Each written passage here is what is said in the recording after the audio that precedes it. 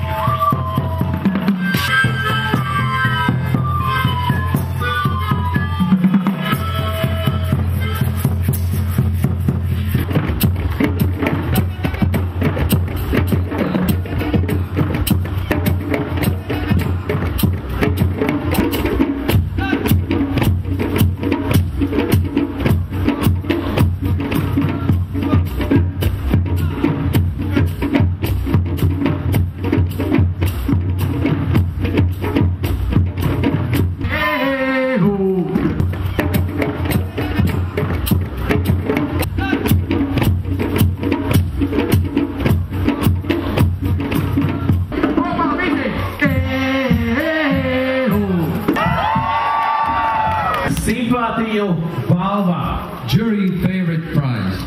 Sergei Celebrovski, Krievijā. Pārpasaulīga mīlestība. Nākamā žūrijas simpātiju balva. Andrei Molokov un Sergei Celebrovski, Krievijā. Mīklainais Helovīns. Trešā žūrijas simpātiju balva. Agnese Rudzīte Kirilova un Donatas Mockus, Latvijā, Lietuvā, bioķīmijā. Un pirmā vieta individuālo skulptūru kategorijā.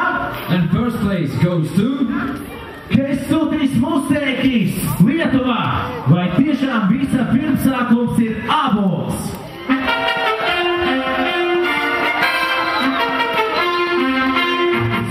Pirmā vieta komandas skulptūru kategorijā.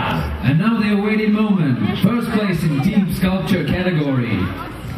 Kārlis Ile un Vilijus Matutis, Latvijā, Lietuvā. Liesmakas ceļ spārnos.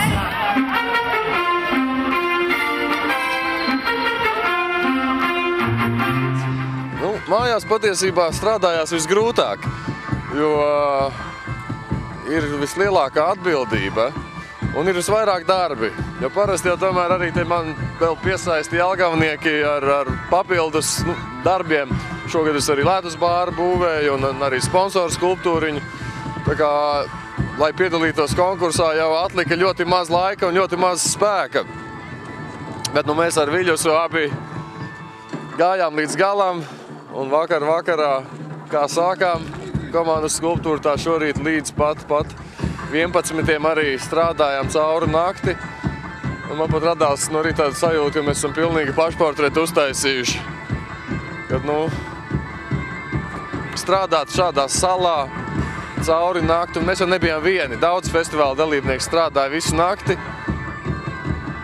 Taisīt skulptūras, kuras pēc tam izkusīs. Tā ir tāda absolūta ziedošanās. Un varbūt, ka tāpēc arī kolēģi mūs novērtēja, jums jau ir iekšējais žūrējums, viņi novērtēja to mūsu ideju par to, ka visi mākslinieki, kas mēs šeit esam, mēs esam ar tādu Ikara sindromu, vienkārši celties augstāk, kamēr sadeg. Līmenis aug. līmenis aug visiem, un tas, protams, ir tā, ka šitai gadā mēs varam pa īstam izbaudīt to, ka vairākie pa nakti strādā. Tāpēc, ka līmenis ir ļoti liels un visiem pietruka laika. Neskatoties tā, ka laiks bija salīdzinot labs darbam.